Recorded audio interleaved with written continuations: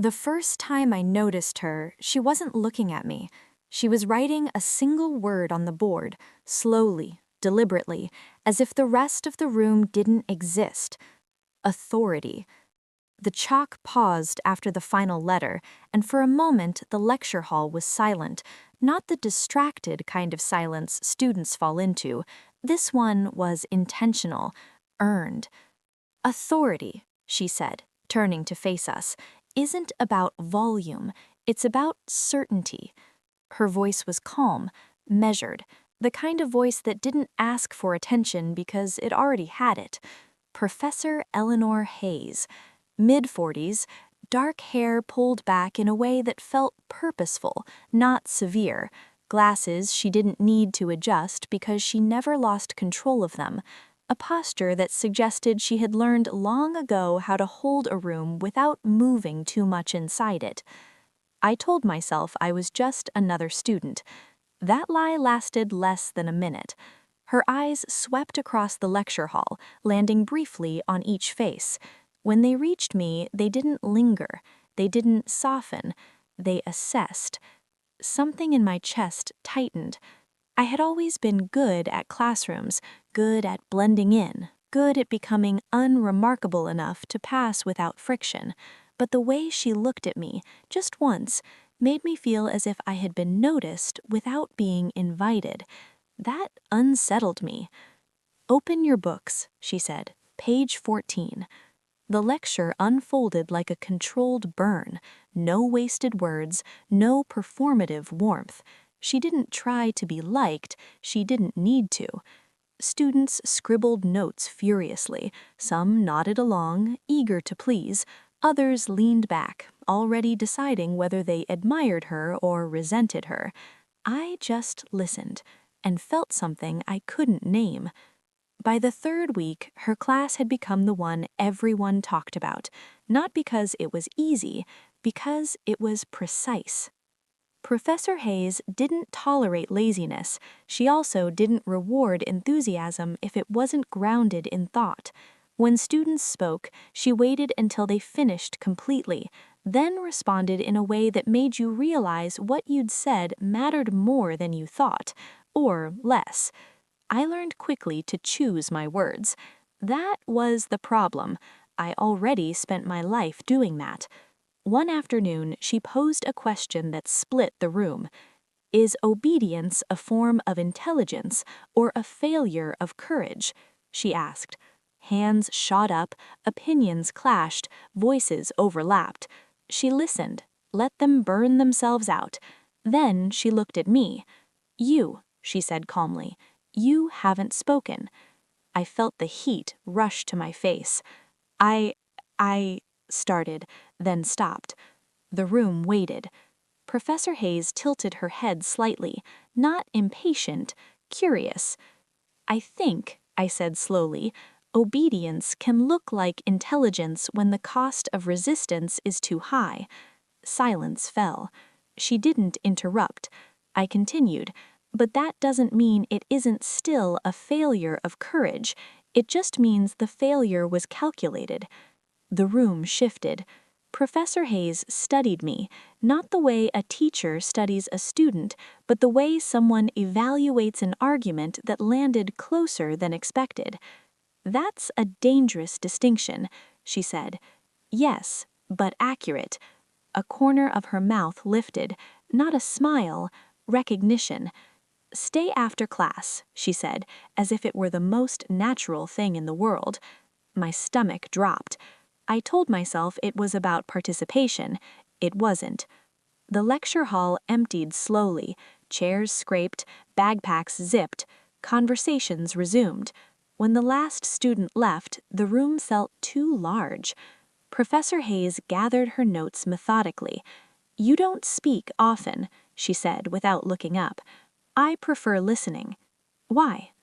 Because people reveal more when they think no one's waiting to respond. She looked at me then. Really looked. That's true, and exhausting. I shrugged. Only if you care. Her gaze sharpened. Do you? I didn't answer immediately. Yes, I said finally, more than I should. She nodded, as if confirming something she'd already suspected. "You should be careful," she said. "About what?" "About saying things that make people uncomfortable, especially in rooms where power is involved." The irony wasn't lost on either of us. I wasn't trying to provoke. "No," she agreed. "You were trying to be honest." That was worse. She dismissed me with a nod, already turning back to her notes. I walked out feeling unsettled and seen. After that, she noticed me more. Not overtly, not unfairly. She called on me when discussions stalled. She challenged my arguments without dismissing them. When I submitted papers, the margins came back full, not of criticism, but of questions. Why this word? What assumption are you making here? Who benefits from this framing? Her handwriting was neat, controlled, personal. I hated how much I cared. I hated it more that I waited for it. Office hours were optional. I went anyway. Her office was spare, bookshelves organized by subject, not sentiment, a single plant by the window, alive but restrained. She gestured to the chair across from her. "What brings you in?" she asked. "The paper," I said. She raised an eyebrow. "Which part?" "All of it," I replied. She smiled faintly. "That's honest." We talked for 20 minutes about theory, about power structures, about the illusion of choice. Then, without warning, she said, "You write like someone who has learned to survive systems rather than trust them." My breath caught. "That's an observation," she continued calmly, "not a judgment." "I know," I said. "It's still accurate." She held my gaze. "You should consider graduate work," she said. I laughed softly. "I don't belong in academia." "Why?" she asked. "Because it rewards certainty, and I don't have much of that." Her eyes didn't leave mine. "Neither do I," she said quietly. "I just hide it better." The air changed. I stood too quickly. "Thank you for your time." She didn't stop me, but as I reached the door, she said, "Be careful with insight. It tends to invite responsibility." I paused. "For whom?" I asked. "For everyone involved," she replied. I thought about her more than I wanted to admit, not inappropriately, not romantically. At first, I thought about the way she listened, the way she chose words like tools instead of shields, the way she never filled silence unless it mattered. I thought about how authority, when worn like that, could feel less like dominance and more like gravity. By mid-semester, it was impossible to ignore. She wasn't just my professor. She was becoming the line I didn't know how to step around. And I was starting to realize I wasn't just learning from her. I was becoming the lesson she never meant to learn. After that day, I stopped pretending her class was just another requirement. It became a place where I paid attention differently, where I chose my seat with intention, where I measured my words before offering them, not because I was afraid of being wrong, but because I knew she would hear what I meant, not just what I said. Professor Hayes noticed patterns. She noticed when I stopped raising my hand but still followed every discussion. She noticed when I circled a point in my notebook without writing it down. She noticed when my papers shifted in tone, less defensive, more precise. She never commented on those things directly. Instead, she asked better questions. One afternoon, she returned our midterm essays without speaking, just a quiet stack passed down the rows. When mine reached me, I felt the familiar tightening in my chest before I even opened it. Her handwriting filled the margins. Not corrections, questions. Who is allowed to define authority here? What does resistance cost when obedience is safer? Are you arguing from theory or memory? I stared at the last one longer than the rest. Memory. That evening, I found myself rereading my own words, tracing the shape of arguments I hadn't realized were personal until she named them as such. I didn't feel exposed. I felt understood. That was the dangerous part. Office hours became a ritual, not every week, not predictably, just often enough to matter. I told myself it was about the material, and sometimes it was. We discussed readings, debated interpretations, tested ideas against each other like they were hypotheses rather than lived experience. But sometimes the conversation drifted. "You push against structures," she said once, leaning back in her chair, "but you don't try to dismantle them." I replied, "Because dismantling draws attention, and attention has consequences." She studied me. "You speak like someone who's learned to calculate risk." I smiled faintly. "I speak like someone who didn't have the option not to." She didn't ask me to elaborate. She didn't need to. The silence that followed wasn't awkward. It felt calibrated, like she was choosing not to cross a line she could already see. I respected her for that. I hated myself a little for wishing she wouldn't. It became clear to me that she treated me differently, not unfairly, not favorably, deliberately. She challenged me more than the others, but she never cornered me. She acknowledged my arguments without praising them. When other students tried to impress her, she deflected. When I spoke, she listened all the way to the end. I noticed it. So did others. "You're her favorite," someone said, half joking, half resentful. I shook my head. "No, I just don't waste her time." That wasn't arrogance, it was recognition. The semester progressed, and with it, the tension I didn't know how to name. There were moments, small, fleeting, when she caught me watching me as I left the room, when her eyes followed me not as a professor tracking attendance, but as a woman noticing presence. She always looked away first. I told myself that mattered. One afternoon, after a particularly charged discussion, she asked me to stay behind again. This time, I didn't feel dread. I felt anticipation and resented myself for it. "You were quiet today," she said once the room emptied. "I was listening," I replied. "To whom?" she asked. I hesitated. "To you." She nodded slowly. "And what did you hear?" I said, "That you were arguing against yourself," I said gently. Her expression stilled. "That's a serious claim," she replied. "So was your question," I said. She considered me for a long moment. "You should be careful," she repeated her earlier warning. "You're very good at seeing what people don't say." "I know. That's usually where the truth hides." She stood, signaling the end of the conversation. "Truth isn't always kind." "No," I agreed, "but it's usually honest." As I reached the door, she spoke again. "You don't have to come to office hours anymore," she said, tone neutral. I turned back. "Do you want me to stop?" She met my eyes. "I want to make sure we're both clear about why you come." I swallowed. "For the class." "Yes, exactly." That night, I couldn't sleep, not because of her words, because of the care behind them. Midway through the semester, she assigned a project that required us to work in pairs. I was placed with someone who treated the work like a checklist, efficient, polite, shallow.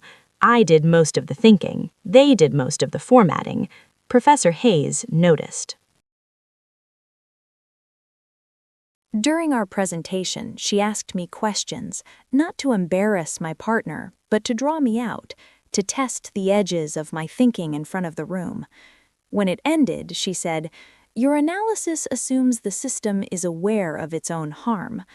"It usually is," I replied.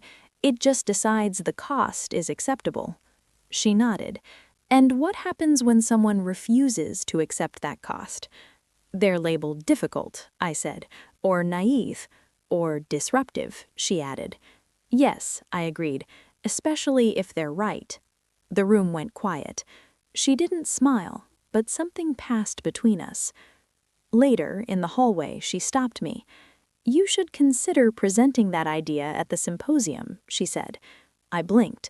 "I don't think I'm—" "You are," she interrupted calmly, "and I won't be mentoring you for it." That surprised me. "Why not?" I asked. "Because," she said carefully, "you deserve to be taken seriously without my shadow." The respect in that decision hit harder than any praise could have. By the end of the semester, I understood something important. She wasn't pulling me closer, she was holding the line. And in doing so, she was teaching me something she hadn't intended to. Restraint can be a form of care, but it can also be a confession. On the last day of class, she dismissed everyone early. As students filed out, she stood by the lectern, gathering her notes with deliberate calm. I waited until the room was empty. "Thank you," I said. "For what?" she asked. "For not making this easier," I replied. She tilted her head. "You think difficulty is a gift?" "I think," I said slowly, "that being taken seriously is." She studied me, eyes steady. "You've learned what you need from this course," she said. "And you?" I asked before I could stop myself. Her expression shifted just slightly. "I'm still learning," she replied. That was the closest she came to saying anything personal. As I left the lecture hall for the last time, I felt a strange mix of relief and loss. I had learned the material, but more than that, I had learned where the line was, and how much it mattered that neither of us crossed it. Not yet. The semester ended without ceremony. No speeches, no final reflections, just the slow erosion of routine until her class no longer appeared on my schedule. I told myself that would be enough. It wasn't. When authority disappears, what remains is clarity or confusion, sometimes both. The first week after classes ended, I walked past the lecture hall out of habit. The doors were locked. The board behind the glass still carried faint traces of chalk, like ghosts of arguments that had mattered once. I stood there longer than I should have. I wasn't waiting for her. I was waiting for the version of myself that only existed in that room. Graduate school applications loomed. Deadlines stacked up. People asked questions I answered automatically. Yes, I'm applying. Yes, I have letters. Yes, I know where I want to go. Those were all true. What I didn't say was that every statement felt provisional, like it depended on something unspoken still resolving itself. I hadn't seen Professor Hayes since the last class. I hadn't emailed her. I told myself that mattered. Then, one afternoon, an email appeared in my inbox. Subject, Symposium Submission. It was from her. Short, precise. She had reviewed my abstract anonymously, she explained. The panel had accepted it. She wanted me to know because the work deserved acknowledgement. Nothing else. No invitation, no personal note. Just professionalism. I stared at the screen for a long time. Then I closed my laptop and went for a walk without my phone. The symposium took place in early spring. Different campus, different audience, no familiar faces to anchor me. I spoke clearly, carefully. I argued my position with the same restraint she had modeled all semester.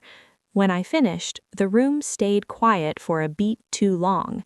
Then questions came, thoughtful ones, challenging ones. Afterwards, as people filtered out, someone touched my elbow. I turned. She stood there, not behind a lectern, not at the front of the room, just a woman in a dark coat, hair pulled back as always, expression unreadable. "Professor," I said automatically. She hesitated. "Eleanor," she corrected, gently. The name landed differently outside the classroom. "You were excellent," she said. Clear, measured. "Thank you," I replied. We stood there, uncertain. "I didn't want to intrude," she continued, "but I thought it mattered that you knew." "It does," I said. "It always did." She studied me, not as a student, not as an authority, as someone evaluating distance. "Would you like to walk?" she asked. The question was simple. The weight behind it wasn't. "Yes," I said. We walked along the edge of campus, past trees just beginning to bloom. The conversation stayed neutral at first. Academic trajectories, research interests, institutional politics. Safe ground. Then she stopped. "You handled the transition well," she said. "Which one?" I asked. "Leaving the class," she replied. I nodded. It helped knowing the line mattered to you. It did, she said, more than you know. The admission hung between us. Not romantic, human. I worried, she continued carefully, that distance might feel like dismissal. It didn't, I replied. It felt like respect. She exhaled, something easing in her shoulders. That was my intention. I met her gaze. Intentions don't always translate. No, she agreed, but sometimes they land exactly where they should. We resumed walking. The silence between us wasn't charged the way it had been before. It was honest. We stopped at a small cafe near the edge of campus, not a faculty haunt, not a student space, neutral territory. She waited for me to order first. That mattered. As we sat, she said, "I want to be clear about something." I nodded. "So do I." She smiled faintly. "Then let me go first." I waited. "I don't regret holding the boundary," she said, "but I also won't pretend it didn't cost me clarity." I considered her words. "You mean it cost you certainty?" "Yes," she said, "and I've lived most of my life believing certainty was a virtue." "And now?" I asked. "And now," she replied, "I think it can be a shelter or a cage." I felt that land somewhere deep. "You were never a lesson," she continued, "not in the way people mean that." "And yet," I said quietly, "here we are." She met my eyes. "Yes," she said, "here we are." After that day, we didn't rush. We didn't label what we were doing. We met occasionally, public places, daylight, conversations that wandered and returned without urgency. Sometimes weeks passed between meetings, sometimes only days. Each time the choice felt mutual. She never offered mentorship. I never asked for guidance. We spoke as equals. That mattered more than anything else. One afternoon, she said, "You know I won't always get this right." "I know," I replied. "Neither will I." She nodded. "That's the risk of honesty." "Yes," I agreed, "but also the reward." She smiled. Not the restrained acknowledgement I knew so well, but something warmer, not indulgent, earned. The first moment that felt undeniably different came without drama. We were walking again, this time along a quiet street, the city humming softly around us. She stopped abruptly. "I need to ask something," she said. I turned to face her. "Are you here," she asked carefully, "because you're curious about who I am outside authority, or because you're still carrying what happened inside it?" I didn't answer immediately. "Both," I said finally, "but I've separated them." She searched my face. "How?" she asked. "By choosing not to need anything from you, only to know you." She nodded slowly. "That's the right answer," she said. "Is there a wrong one?" I asked. "Yes," she replied, and we both already avoided it. The space between us felt different then. Not charged, open. As we parted that day, she said something that stayed with me. "You're no longer my student," she said, "but you were never just that." I smiled. "And you were never just my professor." She didn't look away. "That," she said quietly, "is the truth we were circling." I walked home alone, but for the first time the distance didn't feel like absence. It felt like room. Room for something chosen. Something that hadn't been learned, but earned. There is a difference between space that protects and space that avoids. I learned that slowly. After the symposium, Eleanor and I didn't see each other for nearly a month, not because either of us asked for distance, but because neither of us rushed to collapse it. That mattered. I filled my days with practical things, applications, meetings, conversations that had nothing to do with her. Life resumed its rhythm, familiar and reassuring. And yet, there were moments, quiet, unannounced, when I noticed the absence wasn't empty. It was intentional. When she reached out again, it wasn't tentative. It was clear. I'll be in the city next week for a lecture. If you're free, I'd like to see you. No qualifiers, no apologies, just an invitation. I read the message once, then again, and then I closed my phone and waited a full hour before responding, not to play games, but to listen to myself. When I replied, my answer surprised me in its simplicity. I'd like that. We met in a museum, neutral ground, public, quiet. She stood near a painting she wasn't looking at when I arrived. You always choose places with room to breathe, I said. She smiled faintly. I learned the importance of that.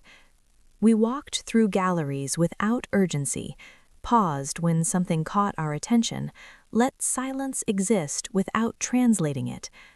At one point, she said, I used to believe clarity came from structure. And now? I asked.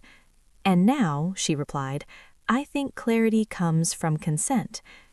The word settled between us, not heavy, not charged, honest. We sat on a bench overlooking a wide atrium. Sunlight filtered through glass above us, soft and uninsistent. I want to say something, she said. I nodded.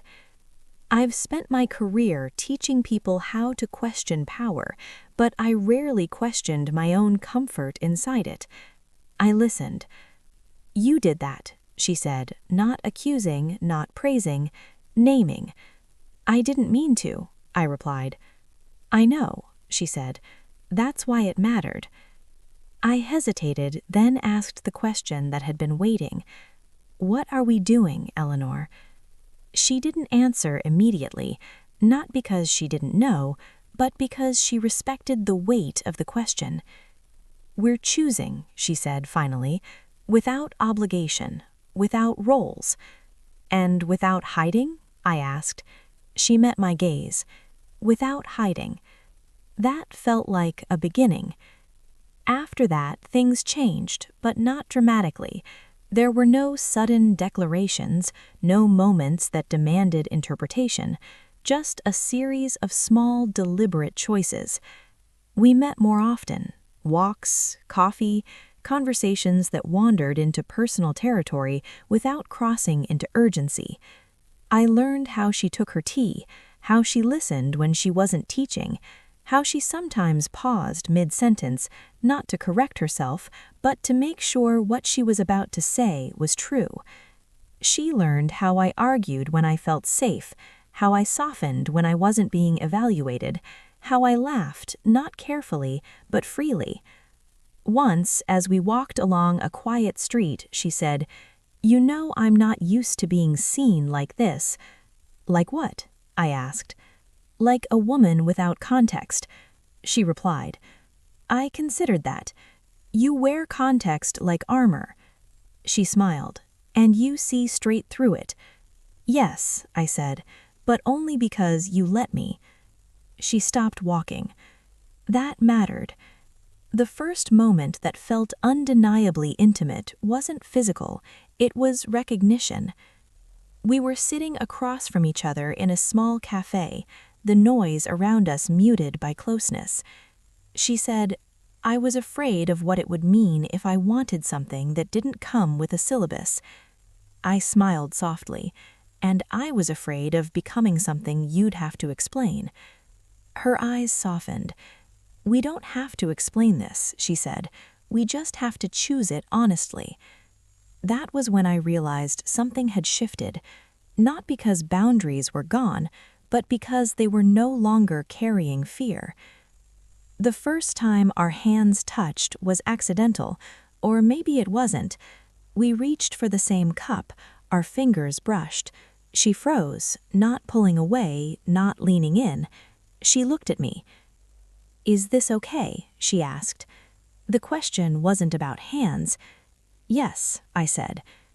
She didn't rush, she didn't claim, she simply let her hand rest there, present, warm, unassuming. I felt myself exhale, not desire, relief. That night I walked home thinking about what had changed.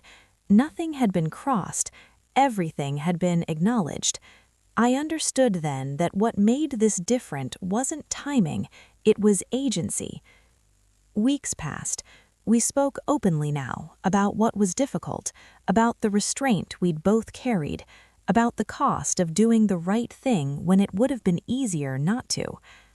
"I don't regret it," she said once, "but I won't pretend it didn't shape me. I don't want to be something that shaped you in silence." "You're not," she said. "You're something I chose to understand." That was the difference. One evening, as we stood outside her building, she hesitated. "I'm not inviting you up," she said gently, "not because I don't want to." "I know," I replied. "Thank you," she said quietly. "For what?" "For understanding the difference." I smiled. "You taught me that." She laughed then, soft, genuine.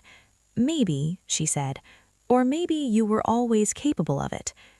We stood there a moment longer than necessary. No urgency, no pressure, just the shared knowledge that what we were doing was deliberate, and therefore real. As I walked away, I realized something important. This wasn't about finally stepping closer. It was about choosing how to stand, together, without roles, without silence doing the work for us. Just two women aware of what they carried and willing to carry it with care. The lesson hadn't ended. It had changed, and this time it was one we were learning side by side. The truth arrived quietly, not as a confession, not as a moment that demanded naming. It arrived the way most real things do, through consistency, by showing up, by choosing, again and again, not to disappear when things became clear. Eleanor and I never marked the beginning of whatever it was we were building. There was no line we crossed that demanded recognition, no sudden shift that changed the language between us overnight. Instead, there was a morning when I realized I no longer rehearsed what I would say to her. There was an afternoon when she told me about a lecture that had gone poorly, not as an academic failure, but as a personal frustration.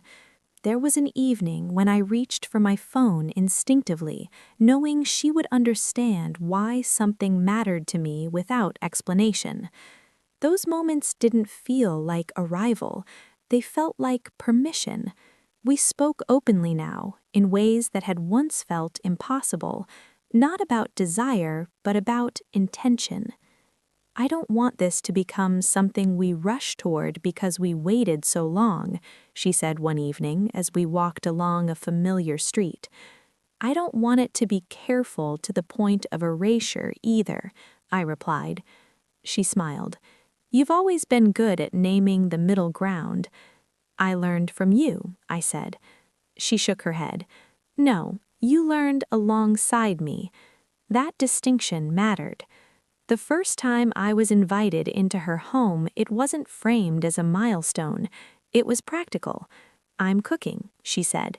"You're welcome to join me." Her apartment was nothing like her office. It was warm, slightly cluttered, books stacked in uneven piles, a lamp that cast light too softly to be efficient. I noticed the absence of structure. She noticed me noticing. "Yes," she said, amused. "I live here." I laughed. "I'm relieved." We cooked together, uncoordinated at first, then slowly finding a rhythm. She asked before touching my arm to pass behind me. I stepped aside without hesitation. There was no tension in that care, only respect. After dinner, we stood at the window, city lights scattered below us like punctuation marks. "I used to think intimacy was about proximity," she said. "And now?" I asked. "And now," she replied, "I think it's about choice." I leaned back against the counter, facing her. "What are we choosing?" I asked. She didn't answer immediately. She stepped closer, but not into my space. "Honesty," she said, "even when it doesn't simplify things." "That's not a small choice," I replied. "No," she agreed, but it's one I'm willing to make. So was I. The first kiss, when it happened, was almost anticlimactic, not because it lacked meaning, but because meaning had already been established. We were standing near the door, saying goodnight. There was no urgency, no hunger masked as inevitability. She paused. "I need to ask," she said quietly. I nodded. "Is this something you want, or something that feels like a resolution?" I didn't answer until I was certain. "It's something I want, not because of what came before, but because of what exists now." She searched my face. Then she leaned in, slowly, deliberately. The kiss was brief, gentle, more confirmation than claim. When she pulled back, she rested her forehead against mine for a moment. "Thank you," she said. "For what?" I asked. "For choosing me without urgency," she replied. I smiled. "For choosing me without authority." What followed wasn't dramatic. It was steady. We learned each other without spectacle, spoke when something felt uncertain, stepped back when something needed space. We didn't pretend history didn't exist. We just refused to let it dictate the present. Eleanor transitioned fully into teaching and mentorship, no longer at my university, no longer in any position of influence over my trajectory. She spoke openly in her lectures about power and restraint, about the responsibility of knowing when not to act. She never mentioned me. She didn't need to. I moved forward too, into programs, into rooms where my voice mattered without needing permission. Sometimes when I spoke, I felt her influence, not as pressure, but as grounding. And sometimes when she listened to me talk about my work, she smiled in that familiar way, not as a professor evaluating thought, but as someone witnessing growth. One evening, much later, we attended a lecture together, not hers, not mine. As we left, someone asked how we knew each other. She looked at me. Not for permission, but acknowledgement. I answered. "We learned something important at the same time," I said. They nodded, satisfied. Eleanor smiled softly. "That's true," she said. Outside, she took my hand, not because she needed to, but because she wanted to. The gesture felt ordinary. That was the most extraordinary thing about it. There are stories that end with declarations. This isn't one of them. It ends with continuity, with two women who met under the wrong circumstances, did the right thing anyway, and chose each other only when the choice belonged fully to them. She was my professor. I was never meant to be her lesson, but we learned something together all the same. That authority, when examined honestly, doesn't disappear. It transforms into responsibility, into consent, into the quiet understanding that the most meaningful connections aren't the ones that break rules. They're the ones that respect them and still find room to grow.